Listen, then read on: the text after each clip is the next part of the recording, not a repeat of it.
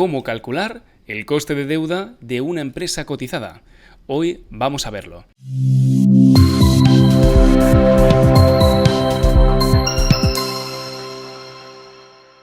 En primer lugar, hemos de entender de dónde venimos. Venimos de los modelos de coste de capital o modelos WACC, ¿no? De Weighted Average Cost of Capital.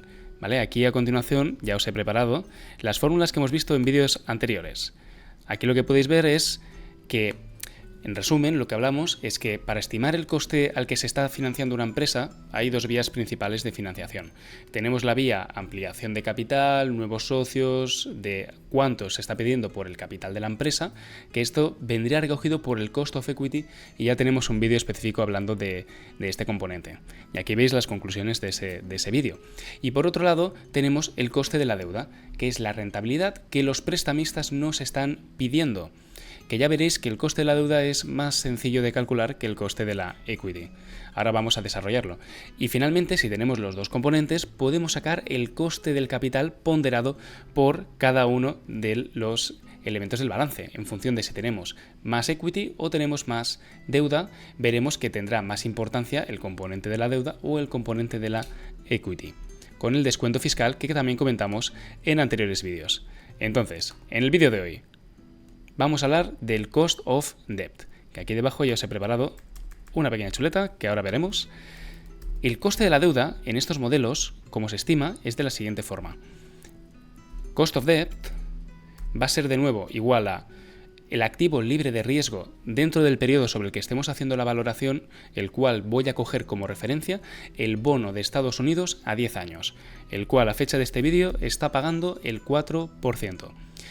Como hablamos, si un amigo nuestro nos pide dinero, no se lo vamos a prestar por menos del 4%, porque al final el mejor pagador del mundo está dando el 4% libre de riesgo.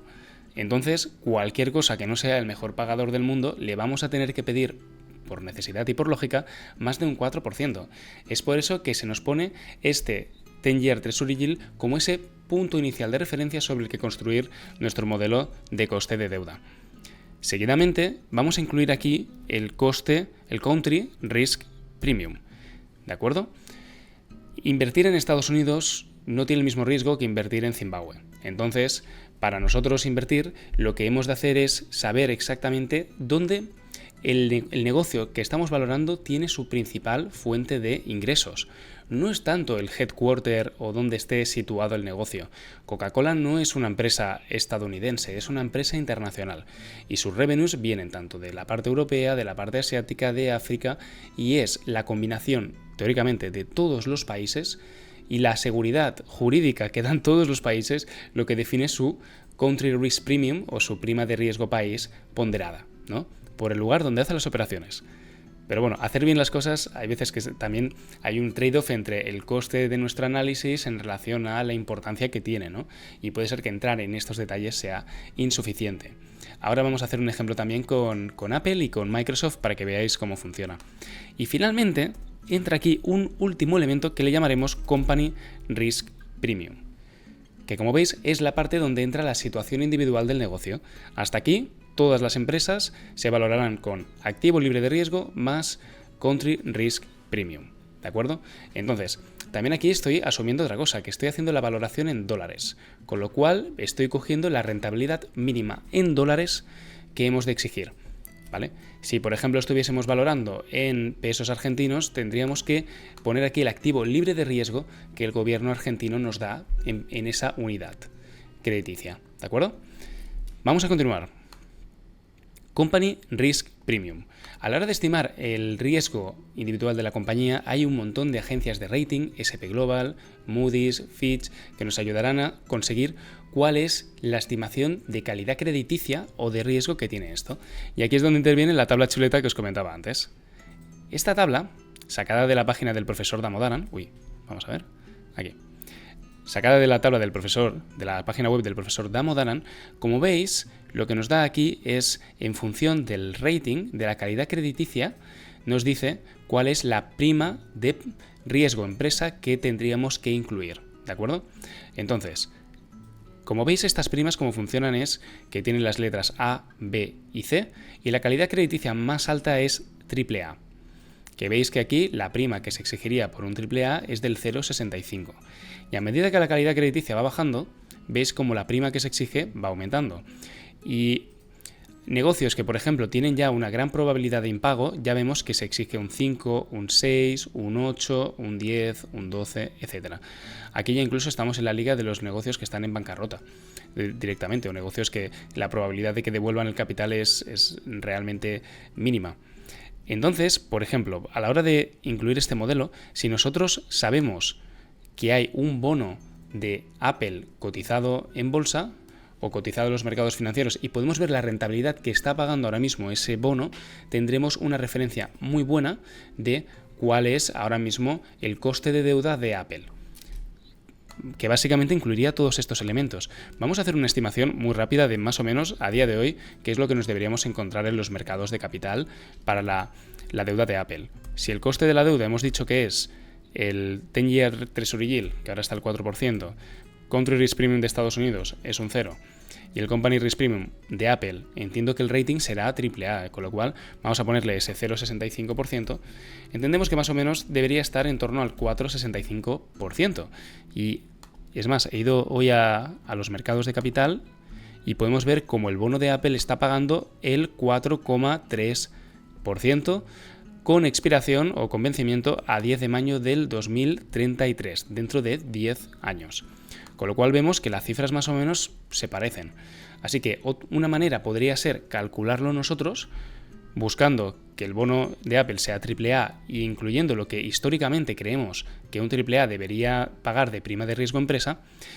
O otra manera es directamente ir a los mercados de capital y coger la prima de Apple, ¿no? Como lo hemos hecho aquí. Por ejemplo, si queréis ver el rating de otras compañías, por ejemplo Microsoft, pues podéis acceder a estas páginas de rating y os dirán si, por ejemplo, Microsoft es un AAA o qué rating tiene esta empresa. Vamos ahora a ponernos en casos más complicados. En concreto, vamos a ponernos en la situación de que no existiese ningún bono a 10 años o ningún rating posible para la empresa que estamos valorando. En dicho caso, lo que podemos hacer es mirar a empresas similares.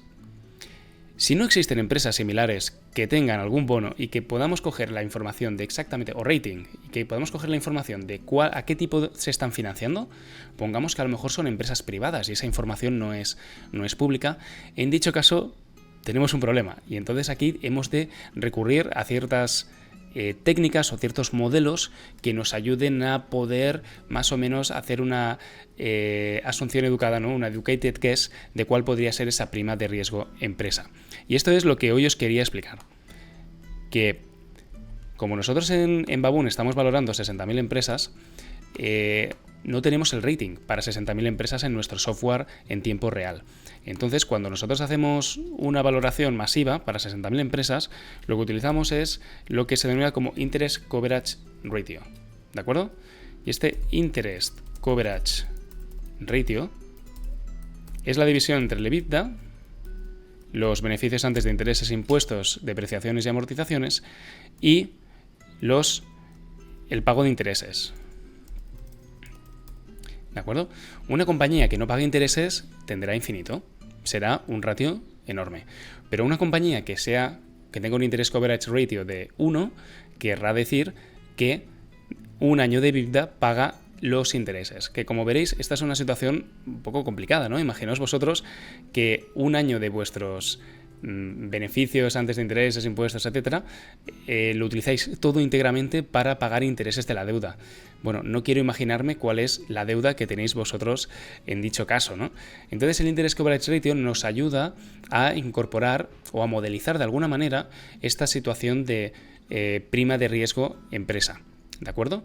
Entonces, si nosotros hiciéramos el estudio para todas estas compañías, veríamos como el Interest Coverage Ratio de las más altas tiende a infinito, mientras que el Interest Coverage Ratio de las más bajas pues tiende hacia ese 12-15% tan salvaje.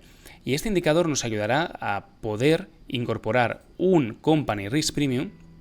Si hacemos un modelo de Company Risk Premium en función del Interest Coverage Ratio, cogiendo estas referencias y cogiendo diferentes empresas que nos ayuden a modelizar esto, llegaremos a una medida cuantitativa que no será tan buena como si tuviéramos un bono cotizado en el mercado, pero ya nos ayudará. Y para terminar el vídeo quiero poneros del mercado americano, a ver que lo tenemos por aquí, del mercado americano del SP500, cuáles son los costes de deuda que con nuestro modelo, incorporando esto, estamos considerando. Pues veréis, los costes de deuda más bajos que tenemos en el modelo los podéis ver aquí. PulteGroup, Synopsys, Alphabet, Insight. Estas son las compañías que se están financiando de manera más barata a nivel de deuda. Y en cambio, si giro todo el SP500, ya me voy a categorías, pues como podéis ver, Wells Fargo, NRG, Morgan Stanley. Bueno, algunas tendríamos que ver exactamente qué es lo que está pasando. Moderna sí que tiene bastante sentido. Franco-Nevada, Boeing, bueno, otro tipo de compañías. Que muchas de ellas tienen un nivel de deuda muy superior, con lo cual estamos asumiendo mucho más riesgo. Porque si me permitís, voy a añadir aquí también una variable que es la Long-Term Debt en relación a EBITDA, que esta es muy buena para ver así a simple vista si estamos hablando de una empresa complicada. E incluso, más que Long-Term Debt, voy a añadir Net Debt. A ver si lo tenemos en relación al EBITDA. Perfecto. Mirad. Long-Term Debt o Net Debt en relación al EBITDA, vamos a ordenarlo. Sí que es cierto que hay que ver si el EBITDA es positivo o negativo, pero bueno, asumiendo EBITDAs positivos, podemos ver aquí el apalancamiento operativo de muchos negocios. Ostras, son cantidades importantes. Norwegian Cruises está a 9 veces EBITDA. O sea que para poder pagar toda la deuda que tiene ahora mismo necesitaremos 9 años de EBITDA. O sea, son cantidades que ya impresionan.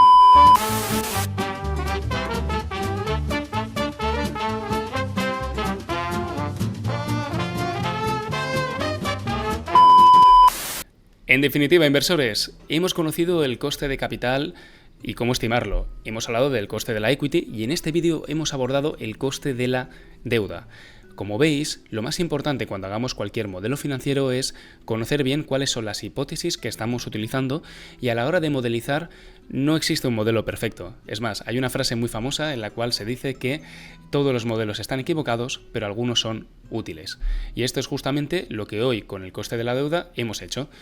En función del tipo de empresa, ver con qué herramientas podemos jugar para poder llegar a esa cantidad de cuál es el tipo al que esta empresa se está financiando. Así que muchas gracias y muy buenas inversiones. Chao.